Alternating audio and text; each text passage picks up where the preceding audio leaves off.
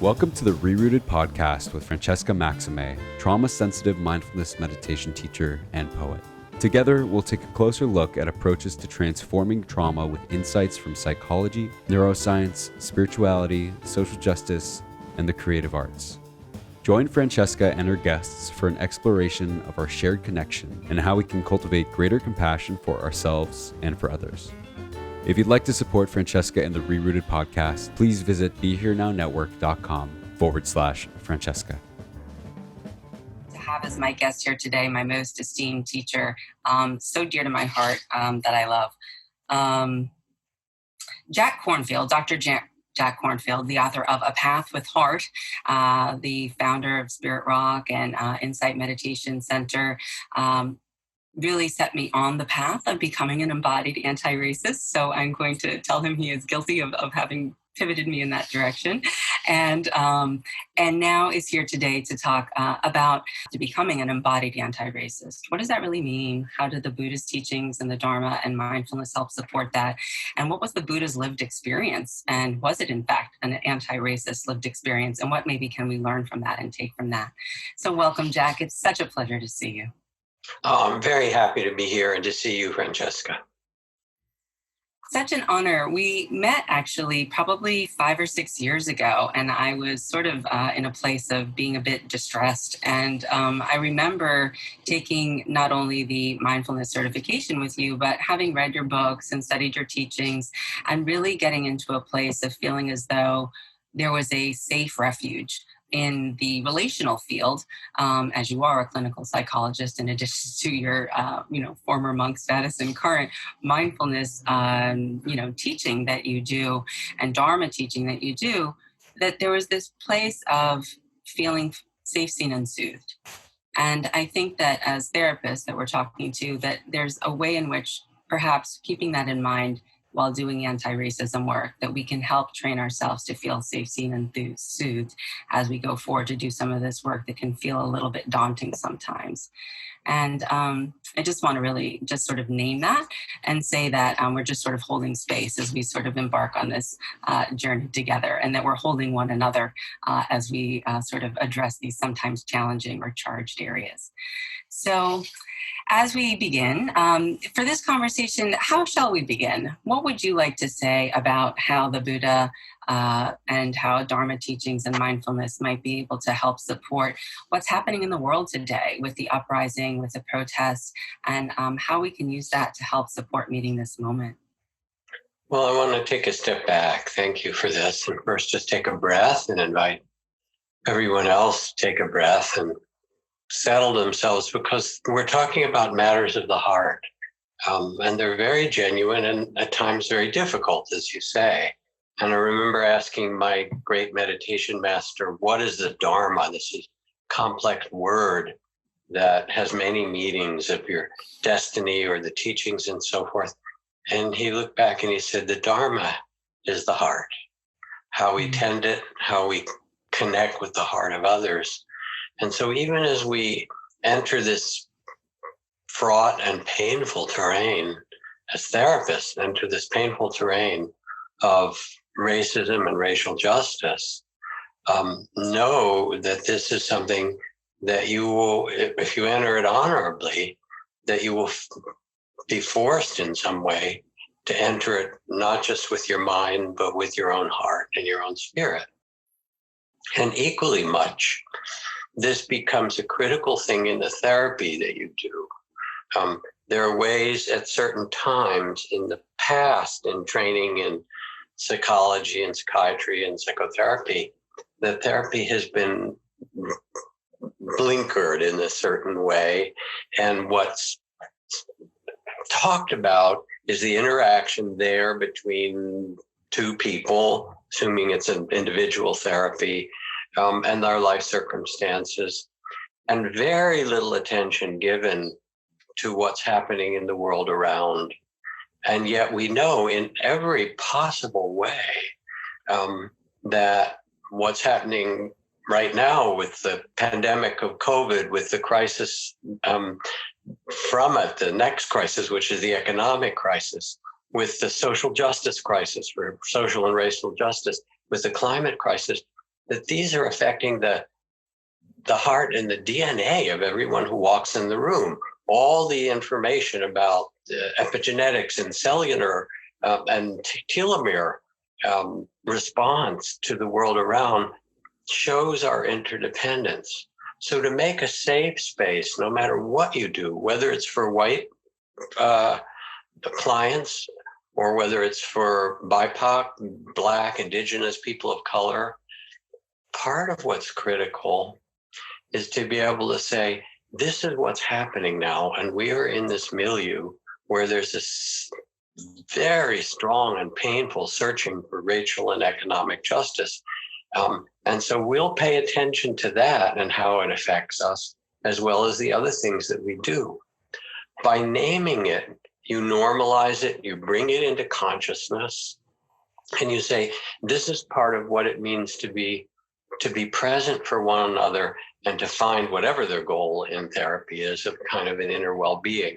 Because if we shunt aside what's happening in the world, we'll never find inner well-being. And I remember two conversations. One I had some months ago with Vivek Murthy, who was the US Surgeon General under Barack Obama. And he said that in his tenure there, he found that the majority, more than half of what walked through the doors of our hospitals, emergency rooms, and clinics was emotionally based, emotional problem, and not physically based. The physical was a response to it.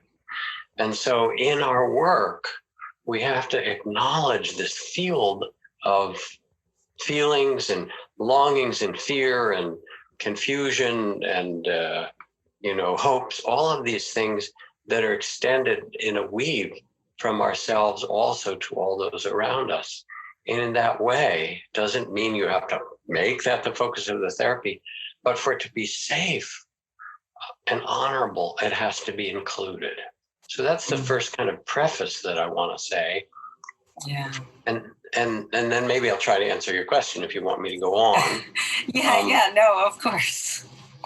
Which is that in the deepest way, because it's not possible to separate the inner from the outer, and that's a fiction, the Dharma of Liberation, or the teachings of liberation from the very beginning in the Buddhist tradition, speak to both inner liberation and outer liberation. And the inner liberation is a liberation from greed and hate and fear and prejudice and ignorance, and at the deepest level from the illusion of separateness, that we're somehow separate from the air we breathe and the earth we live on and all the other beings of life. That is a profound liberation. And at the same time, those teachings have been held in a community, in a container for thousands of years, which recognizes the dignity and nobility and value, the Buddha nature of every single being, and every human being especially. The texts begin, "O nobly born, you who are the sons and daughters of the awakened ones, remember your true nature." And then with that, going back historically to the time of the Buddha, he very directly went against the caste and racist systems of India, which even to this day condemn millions of people to a kind of racist social hell. Basically, if you're born as an untouchable child in India and you grow up, you're taught that if your shadow crosses the food of a high caste Brahmin, it has to be thrown out because you're impure by nature. And what the Buddha did was to invite and bring in the lowest caste people. And as he did, the elders, or the ones that got the respect, they became elders. And the high caste and Brahmins who came after all had to get down on their knees and bow to them. And he did it deliberately to inspire people to see the fundamental dignity and nobility of every human being. That's such a beautiful image. And, I grew up, although obviously more familiar now with the Buddhist teachings in a Catholic church. And one of the stories that, I remember stuck out for me was that there was the washing of the feet of the woman who was a woman of the night. And there was also the sort of teaching of, the leper, colony, being with those who are sort of untouchable in a different way. And really just sort of the spirit of what that is lives in so many traditions, not just in the Buddha's legacy, but also in what is really, as you say, Dharma, rightness, balance, truth, love. And accessing that place in the heart within us that knows what to do there. Yeah, and the point is not for anyone to become a Buddhist. You can spare your friends and family from some new religious fervor upon you, but to become a Buddha, to become someone who sees with the eyes of compassion and the wisdom of the heart and lives that way. And then it's Buddhist, Christian, it's the mercy of Allah, and it's the wisdom of the indigenous grandmothers, and all of that carries the same truth. I think of my teacher, Gosananda, who was the Gandhi of Cambodia. He was also a friend and colleague, and he was part of the movement that got the Nobel Prize for trying to rid the world of landmines, because so many children in Cambodia were losing their legs and losing their limbs from all these buried landmines. And he went to speak in Congress. And he said, yes, we need your help and support in laws to ban landmines worldwide. He said, but before we do that, we have to eradicate the landmines in the hearts of people. That very source that anyone could see another human being and want to harm them in this terrible way. And when we remove the landmines in the heart, then we will naturally remove the landmines in the world. Yeah, that is such a beautiful teaching. And as you're saying it, I'm also remembering some of the stories that you tell about the longevity. Like, we're doing this for the long haul. This isn't just like a one and done kind of a scenario. It takes a little while to, do the extraction, if you will, of the landmines wherever they are. And another thing that occurred to me is something that I know what His Holiness the Dalai Lama had been surprised by at one point, which was this concept of self-hatred in the Western world, and was sort of surprised that there might be landmines that one was burying in one's own soil, or had been buried in one's own soil unbeknownst to one or known to one, that were sort of cause of a lot of fear and a lot of trepidation also. So can you talk a little bit about not just the outward ways that we can do that for others that may be different from us or unique from us, but also the inward way? Well, in part, what you're talking about, Francesca, is our human vulnerability, that we're all actually vulnerable beings. And we're supposed to be. The poet Rilke says, ultimately, it's upon your vulnerability that you depend. And this remarkable poetic line means that we are vulnerable to one another. You're vulnerable to all the people who stop at the red light so you can go through the green one and not die because they ignore it. You're vulnerable to the people around and to the fabric of the society, and of course to how you're brought up and enculturated. And then we find all these ways to shield and defend and protect ourselves. Some of them are useful and healthy. Many of them are not. And so if we're kind of approaching the inner work, what we'll find, if you are a person of color, most likely because of the centuries of racism, where you are targeted and seen as lower, bad, different in some way, so that a black or brown or BIPOC child walks into a store in certain neighborhoods, and people give them the eye like they're a dangerous person or a suspect or unworthy, and that all gets internalized in a toxic and poisonous way. and requires not just the inner work of great self-compassion, but the reclaiming of a kind of dignity. And some of that is communal work. Some of it's individual therapy, but some of it is the communal work of people reclaiming their courage and their dignity and their identity. And that's been so in Native communities and Black communities and Latino communities and Asian American communities, all different ways. And it's a beautiful thing to see that kind of empowerment. At the same time,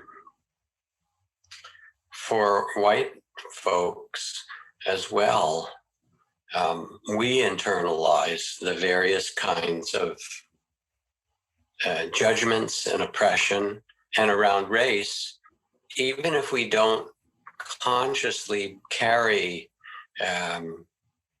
racist ideas toward others, all the most sophisticated studies from Harvard and other places show that there is understandably an underlying racial bias that we're unconscious of, that we can hardly see. And when you start to pay attention, you see it all over. Oh, that I see that person that way and that way, as soon as you see them. So you see that level of your own participation, and you can't do this right, actually. What you can do is see the suffering and hold it in compassion, say, wow, we've all been in this web of lies, this web of illusions, and it's created enormous suffering, and let me hold this with compassion. And then the second part is there might be layers of self-blame and shame and self-criticism. Oh my God, I realized that I'm more of a racist than I thought. I'm not conscious. I haven't done enough. And that too is part of what needs to be held in compassion. You don't heal any of this unless there is some deep ground of seeing our common humanity and saying, yes, we're all in this together. We all, if you're willing to approach it, it means you're actually willing to feel it and be in the suffering, which is what it is. And we all are learning how to hold the suffering and not let it be the end of the story. Because this is the most central Buddhist teaching, that the Buddhist teaching starts with the truth of suffering and its causes: greed, fear, racism, prejudice, hatred, and so forth. That creates our human suffering, and that there's an end to it, a path to the end through compassion and awareness and a shift of our perspective. Yeah, that's so beautiful. Thank you, Jack, because as you're saying that, I'm reminded of some of the things that Dharma teachers Ruth King and Lama Rod have said, which is essentially you have to be willing to be heartbroken. Ruth King says, racism is a heart disease, as you've said, and that essentially, Lama Rod's invitation is to be willing to just sit in the suffering along that way with a broken heart, knowing that in the collective brokenness there's a lot of strength, and that it's not a stayed place, but rather a process through to another place of perhaps deeper connective liberation. My new friend Valerie Carr, Kaur, who's an activist and filmmaker and kind of wonderful teacher, she uses the metaphor of birth. And she talks about how when you're in labor and getting in the process of giving birth to a child, there's a phrase that's used for the last part of birth called transition. When you move from the regular contractions that are pushing the baby toward and into the birth canal, then it becomes transition before the baby comes out. Transition is the hardest part. And she says, maybe the darkness that we're in now, culturally, collectively, is not the darkness of the tomb, but it's the darkness of the womb. And that what needed, she said, I can hear my midwife saying, at times breathe, at times push, but you don't push all the time. Sometimes you have to stop and breathe and center. Sometimes you push, she said, and we as a culture are in this profound process that may give birth to a new consciousness. And we have to have both parts. We have to both breathe, and we also have to push. And when I talk about breathe for a moment, what I mean is this: Mahatma Gandhi took one day a week in silence throughout the whole enterprise of dismantling the British Empire. And there he was in India, in the middle of the worst years, and people would come to him and say, Gandhiji, there's hundreds of thousands on the people on the streets, and they're protesting, and people are getting shot, and you have to come out. And he would say, I'm sorry, it's Thursday. This is my quiet day. And he would listen quietly and try to come to the place of his deepest truth and his most powerful love, and then ask himself, what is the most strategic or useful thing I can do with this love that I have? How can I act, not in a reaction and not out of fear, but how can I respond with the greatest integrity in this time? And so we need to do that, both as therapists and so forth, and in our roles, and invite the people that we work with in the same way. As you say, it's, Francesca, it's not a sprint, it's a marathon. It's the course of changing the consciousness of 500 years or more of racism, more actually, when we look globally. And we're participants in it. So to recommend and help people find ways like Gandhi to quiet their mind and tend their own body and heart so that they have the resources and the stability and the strength to be able to then enter into these difficult birth process around racism and around other things, economic justice, so forth, that we're faced with, but to do some from a steady place. And I heard a story yesterday from a colleague. I have actually my own story as well that's almost identical, but it was a friend who was a Buddhist nun with the Zen master Thich Nhat Hanh, the great Vietnamese Zen master. And they were about to lead a very large retreat in September of 2000. It was just around like 2001. And 9/11 happened. They had gathered their teachers. The retreat was supposed to start in a few days. They were planning how they would hold it, and hundreds of people were coming. And 9/11 happened, and everyone said, we've got to respond. We've got to put out, teachings that will help people. We've got to use our press and our voices to help people see what's right and stand up. And Thich Nhat Hanh said, our plan was to go to the beach tomorrow together and have some quiet time on the edge of the ocean. And they said, but Ty, their name for the teacher, all this is happening. It's so, it's so powerful. Everybody's caught. And he said, we're going to the beach. And they spent a day by the ocean, reflecting, talking to one another. And then the day they came back, they wrote things and they responded, but they responded from such a deeper and quiet place of love, really, and not fear, of steadiness and not reactivity. And that becomes our work both as therapists, to model it in some way, but also to invite that and support that in the people that we work with. Yeah, that's so beautiful. And as you say that, I'm reminded of the story, and I believe it was also with Thich Nhat Hanh, when he was asked about what he would do. It must have been around the time when he was asked this question, were he to meet Osama bin Laden? And I think he said something along the lines of, I would be quiet, and then I would come with my friends, like the people that, I wouldn't go in it alone, or I would be accompanied in some way. And I might be getting that wrong, but it reminds me of the fact that oftentimes we feel extremely isolated, and maybe what we need is a resource to kind of enter into what might be a challenging encounter.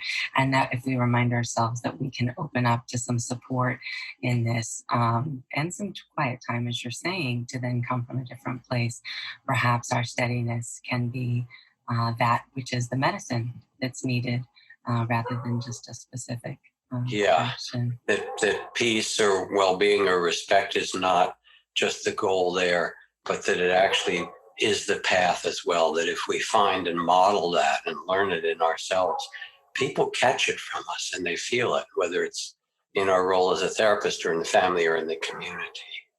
Yeah. And also to trust that difficulties are the path.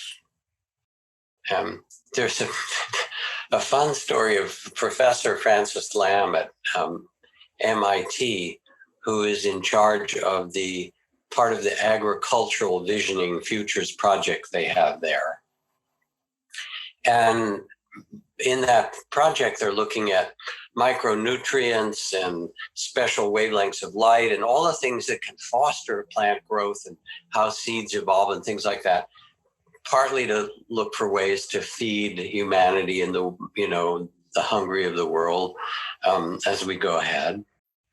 And his graduate students came in, they got their greenhouses, they're doing all this, and said, why don't we try playing music for the plants?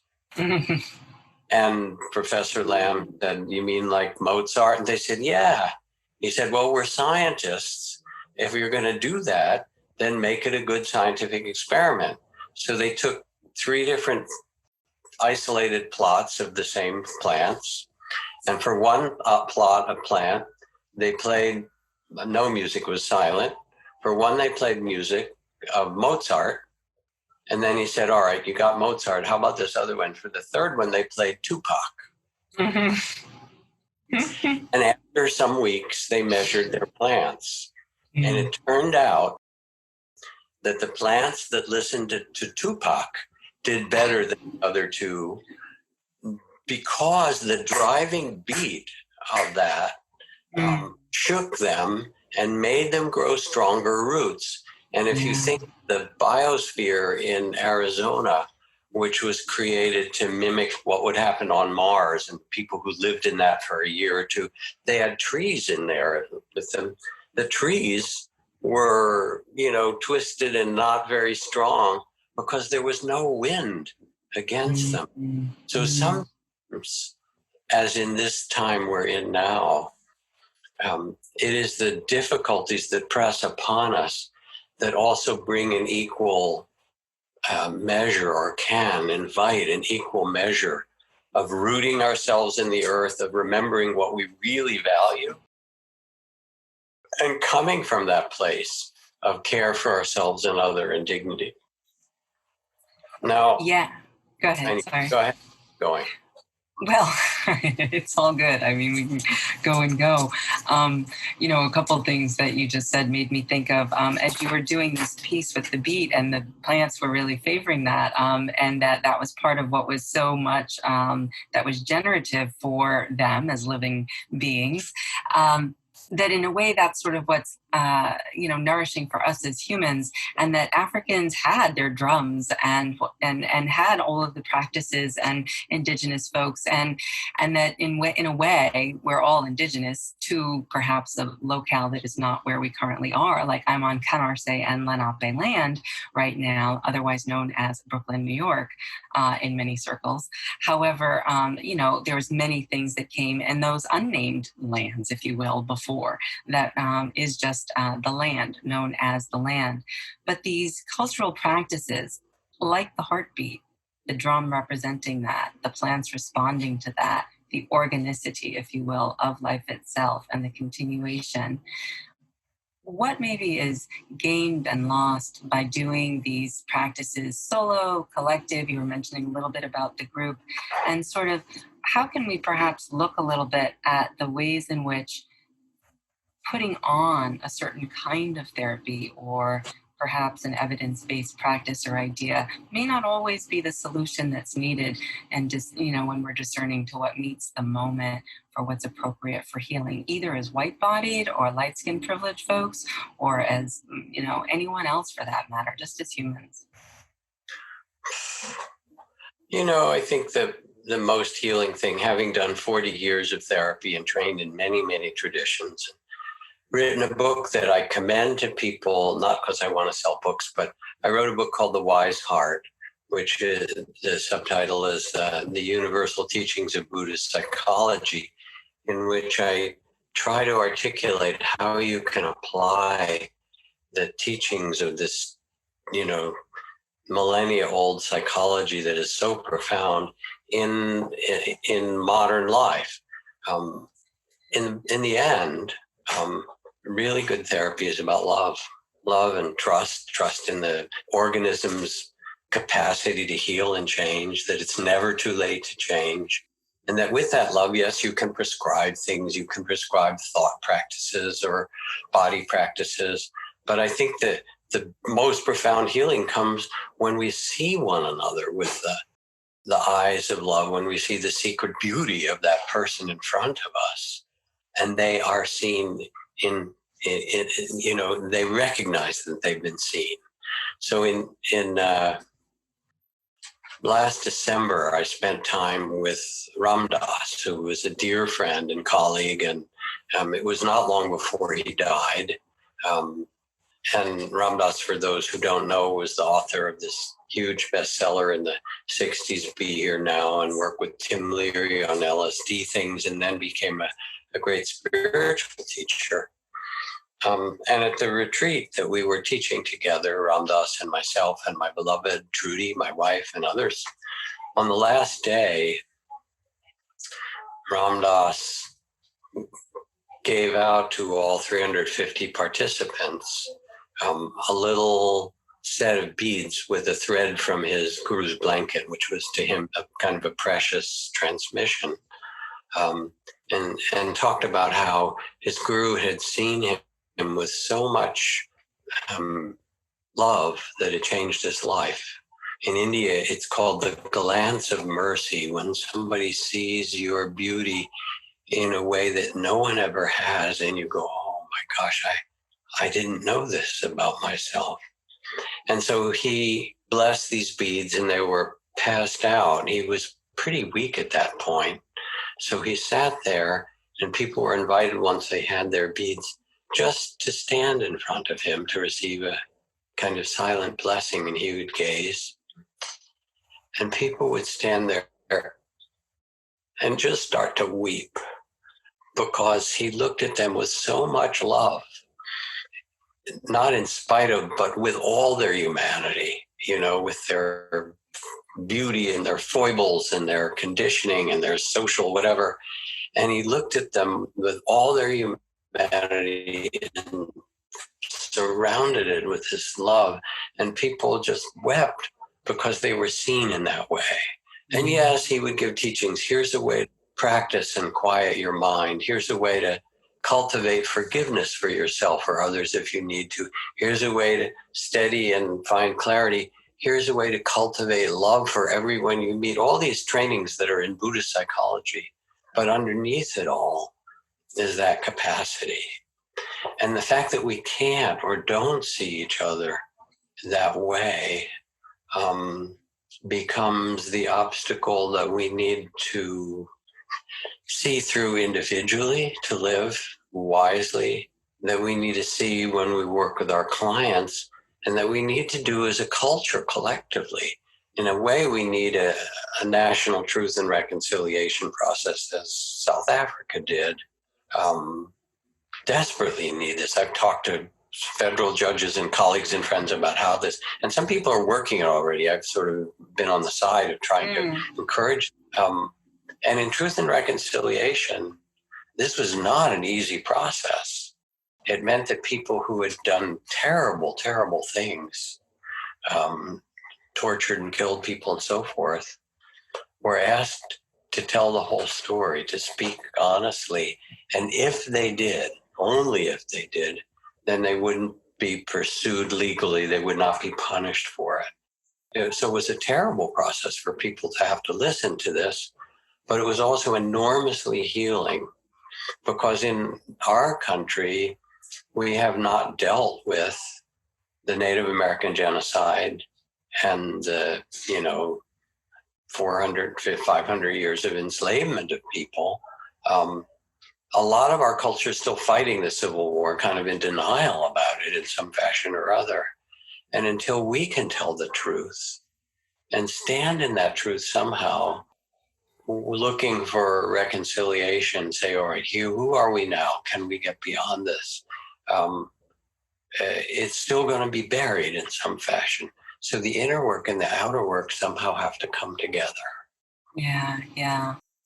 I so appreciate that. And when you're saying that, it reminds me of the great teacher Jane Elliott's example of having an auditorium filled with folks and asking, if I gave you $1 million, would you change your status from white to black as a human being? And that there was not a rousing, standing up of that.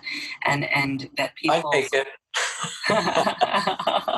Right, but and you understand it. Yes. in that experiment, it elucidated sort of just what actually we're talking about here. And I think one of the things that, I'll mention now with you, and I'll be curious to know how you might respond to this, is in my own personal experience, it did, and even in this psychoanalytic webinar that I was on recently last week, for example, by the Freudian Society in Manhattan, and it was like slavery, enslavement of people was something in the past, and we're here now grappling with this moment of inequity.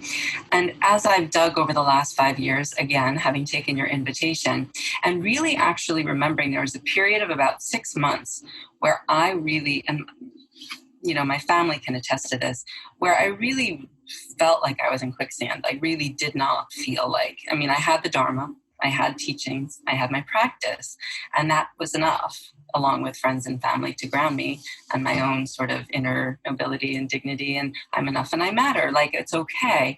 But it was this period of, as I started to learn, and as I still learn more and more, the way in which the systems were set up to dehumanize, literally not count people as people, literally enslave generations of mothers and children, and you could never escape. It wasn't as though there was this 7 years of indentured servitude and then you could earn your freedom. And that the division, you talk about the separation as Tara does, Brock, often very much about that, which keeps us so fraught in the body of fear and in that smaller place, that people were given certain opportunities as white people with land, even if they were poor. And, people of color were not, to create that kind of a division in a class way that has given rise to sort of, the manifestations of what we see here. And so it's very much a lived legacy.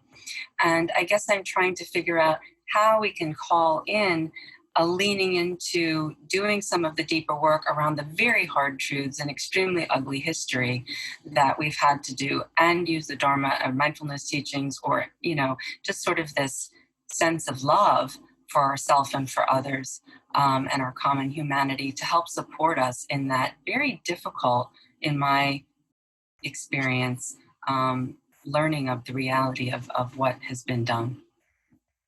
So there's 3 parts that I think of when I listen to you and I feel. The first is, of course, acknowledging and learning the history. Just as Truth and Reconciliation, the story had to be told, and people had to acknowledge this is the immensity of that suffering. And it's hard for the heart to hold, and the mind it shakes us in some way, of how human beings have treated other human beings for so long. So that's one piece. The second piece, that's maybe more important, that needs to be acknowledged, is to see that it's still happening, which is what you talk about. And that I know that any, BIPOC, black, brown, whatever child walking in to certain neighborhoods or places, or young man, young woman, that's sort of the most obvious form, but it's there in 1,000 forms, will receive be the target of this racism in all kinds of ways, subtle and microaggressions and fear and so forth, as if to denigrate their very spirit of who they really are. And then, of course, seeing that it's still current, then we have the deep task, whether it's as therapists or our clients and so forth, to kind of to pause, to quiet ourselves, and to ask, how do I respond to this? What's my response? And, it's one thing to talk about privilege, which, if you're in a white body, you have a kind of automatic get out of jail free card when the cops stop you, compared to being in a black or brown, some other body.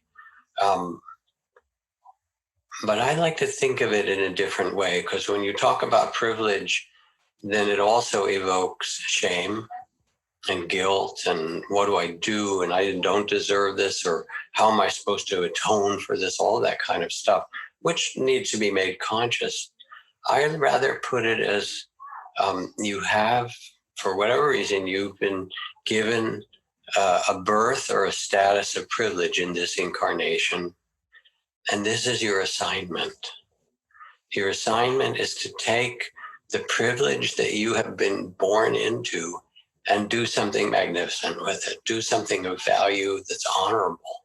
And if you see it as an assignment rather than as a badge of shame or something to feel guilt about, then all of a sudden you begin to realize, all right, I can take this and I can respond to the world, and I can actually make a difference. And there's small and large responses. There's the small responses of, if you're in a circumstance where people are speaking in ways that are racist or denigrating someone, that you stand up with love and interest and say, do you really mean that? Is that what you believe? Or, wow, I hear you saying that. How is that for you? Not so much as a judgment, but really just saying, I hear that. Is this, and in that way, you're inviting a different consciousness to happen all kinds of times and ways that happens, and protecting people when you see it. But then, of course, there is the structural fabric of redlining and banks and economy and poor education and lack of healthcare and all the things that are built into the system that oppresses people of color. And that becomes a different task, to search yourself and say, how can I contribute to the transformation and the healing of this? What is my gift? And, for some, it might be political. And I've been working on a campaign for Buddhist and yoga teachers, of which there's thousands and thousands across the country, to help their students get out the vote. So then there's millions of yoga practitioners and meditation practitioners go online, go to, getoutthevote.org and other things like that, and help promote getting out the vote for everyone. That's, we need the voices of everyone here and empowered, but there are 100 other ways that you can find. If you get quiet and you say, no, this is part of my assignment, what I'm here to do is to change the society I'm in. And I have a piece I can contribute. You can't do the whole thing, but you can reach out and mend the part that your hands can touch. And for some, it might be political, and for some, it might be reaching out to the neighbors and community around, or building bridges, or for some, it might be working on food and, food deserts, or there's 100 ways to do it. And the thing is that to be able to do it over the long term, you can't judge it by how quickly things change. This is a multi-generational, not just a process, but it's a multi-generational birth. I think about an elephant having 19-month pregnancy. This might be 19 years or 1900 years. It almost doesn't matter how long it takes. It's that we face in the right direction. And that, as Thomas Merton, the great Christian mystic, said to a discouraged activist, he said, if you're attached to the results right away, you will continue to be discouraged. And you may find that even your best actions bear no fruit, or sometimes even bring about their opposite. When you see this clearly, you step back and realize that what you must do instead is simply concentrate on the value, the truth, and the rightness of the work itself, and let those seeds that are planted grow when it is their season.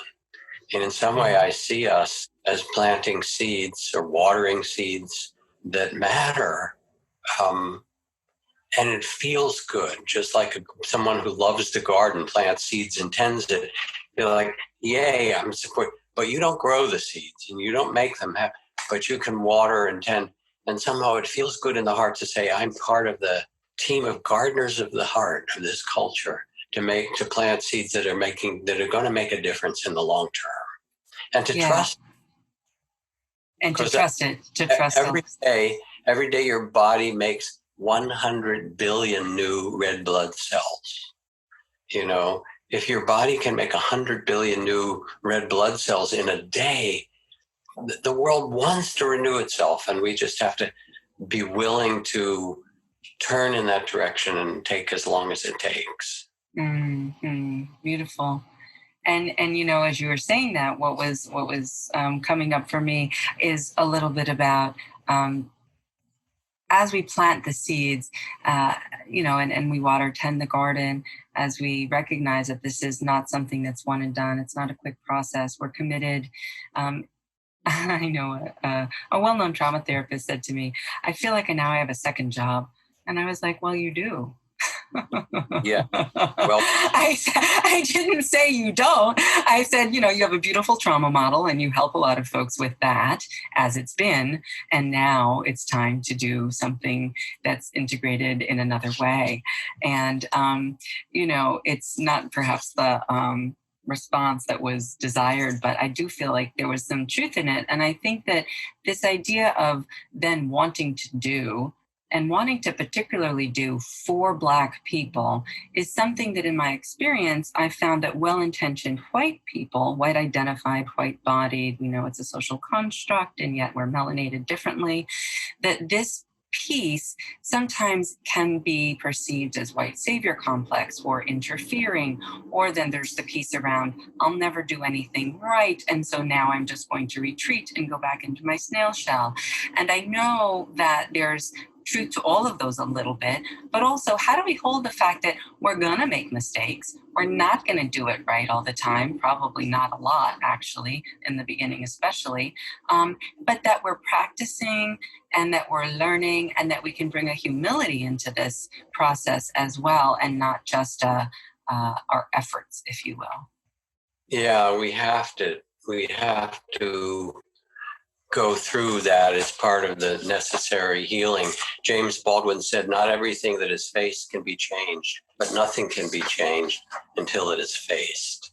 And so part of what's happening, and it's interesting that you mentioned her as a trauma therapist, is that she's now being invited to see that we live with a collective cultural trauma that is enormous. That the biggest wound in our entire race and culture is really the wound of racism. Everything follows from it, the economic disparity and the crazy way we live and all kinds of things, that's the core wound as far as what we carry. And so this becomes the great trauma work. And the experience is that when we enter trauma work, especially like this, because we're in the sea of it, whether it's therapists or just human beings in the culture, to do the work requires that we feel within ourselves all that it has cost, that you can't do it without suffering. And the most obvious way the suffering happens is you do it wrong and you know, say things wrong and someone accuses you of being a white savior, or someone says you know, if you're silent, well, then you're acquiescing. And if you say something, you know, then you're taking over and you can't do it right. And that's because there's so much pain in it. And the people who are accusing you of doing it in that way or other are just talking from a well of pain. And if you have somebody who has trauma in therapy and they say to you, you're just rubbing my nose in it, or you're doing it wrong, and you say, this is the trauma that you're in, or that we're in this conversation. And you have to be willing to be in it and say, yeah, I'll do the best that I can. Thank you. I'll learn what I can. But we have to find our way to hold this pain individually and collectively. And again, I'll go back to James Baldwin, where he says, I imagine one of the reasons that people cling to their hate and prejudice so stubbornly is because they sense that once hate is gone, they'll be forced to deal with their own pain. And so we as a culture tend to project the things that we don't want to feel on others. We're insecure. We don't know what the future is. These days, it's like powerfully in our face. But instead of acknowledging that we're insecure or we're not so powerful, we blame. We say our problems are because of the immigrants or the Mexicans or the blacks or the gays or the Latinos or the Muslims or the whoever's the enemy du jour. When I was growing up, it was the communists. Now they're coming back around. They're new. We get to use them again because we can't bear to look at our own pain and our own insecurity and how we live our lives and live with one another. So in order to transform this individually and, in working with others, we need to find our capacity. It's there to inhabit our capacity of the great heart of compassion that can hold all of this, not even to fix it, but to have the tears and the heart open and say, yes, this is what part of our human legacy.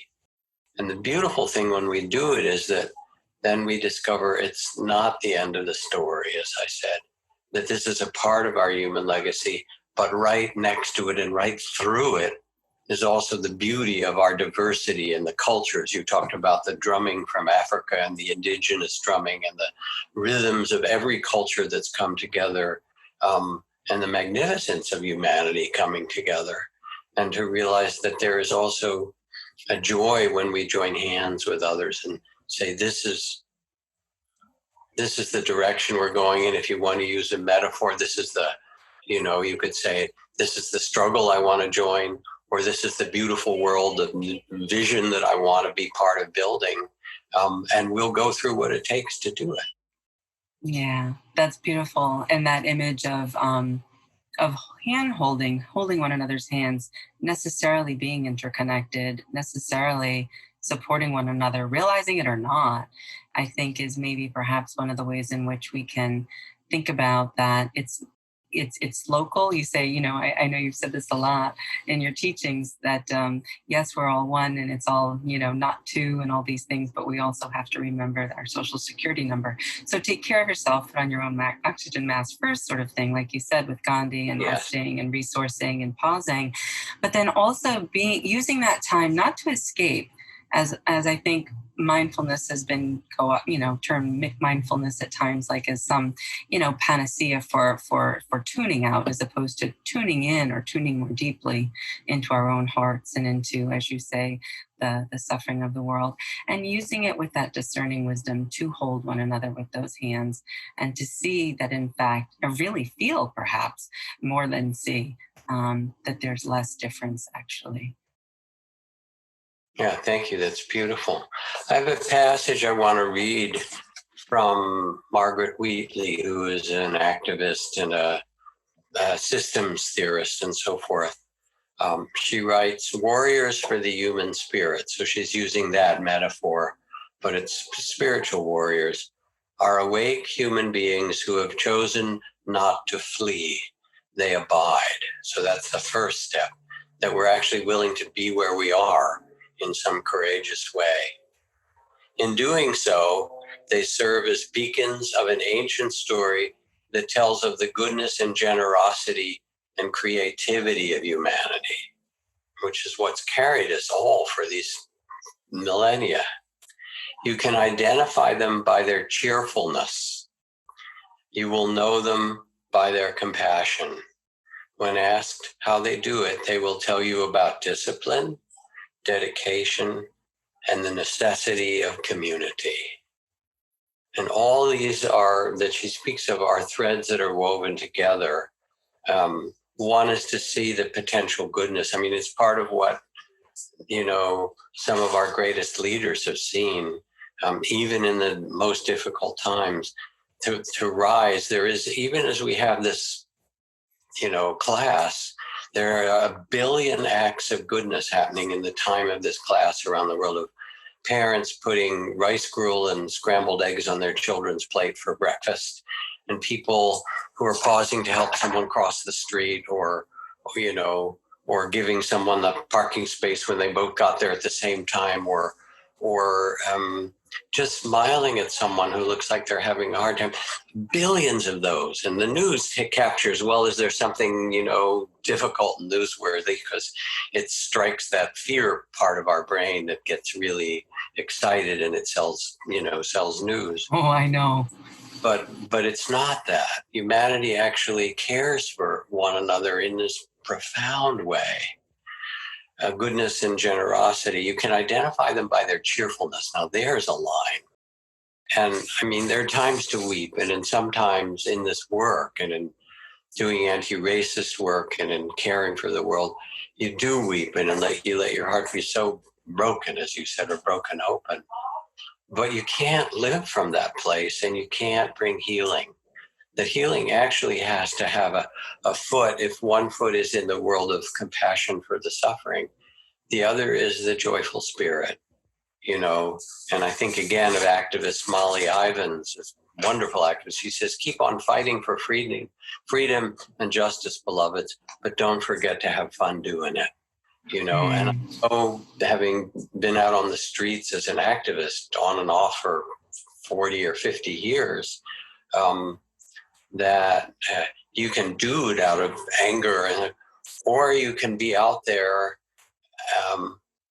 and you can be out there and stand up for what matters and do it from a place of love. You can be out there and dance, as in one demonstration I like to talk about, with my daughter, who's is immigration and asylum lawyer, and all these others trying to protect the lives of people coming from countries where they were in danger. And there was a big jazz band, and everybody's dancing. They were there. They were singing and chanting, but it wasn't an act of aggression. It was saying, we are here, and we're going to make art out of this. And even the cops and the security people started smiling and dancing because they couldn't stop. And there's something about knowing them by their cheerfulness that I see Thich Nhat Hanh, having lived through enormous suffering, or Archbishop Tutu or I think of Lehman Gabowi and Ellen Sirleaf, the two women who won the Nobel Prize, saying that their country, Liberia, used to be known for its child soldiers, and now it's known for its women leaders. And there's such a good spirit in them, or in Tutu and so forth, to say we've been through these times, and we will not let someone take our good spirit away. Beautiful. Dr. Jack Kornfield, my mentor and inspiration, and really holding beautiful space and sharing these gorgeous teachings with us today. And just really want to say thank you so much for these stories, for your embodied presence, for your kindness, and for that glance of mercy. I'll never forget. I think that was part of the portal. I was a waterfall of tears in the retreat, and you just said, "How you doing?" when we had a pause. And it was sort of opening the portal not only to the waterfall of tears, which is the suffering that we've spoken about for the last hour, that is the reality of just being an embodied human, but also to the path through, which we also spoke about, which is the mindful path. Well, thank you, Francesca. I love you. We have this very loving connection, and you just shine, and the work you're doing in all these ways is so important. And I just bow out of gratitude and delight in seeing your spirit spreading in all these ways. So thank you. And thanks to everybody who listened. And I wish you all well in your work. Thank you, Jack. Pleasure.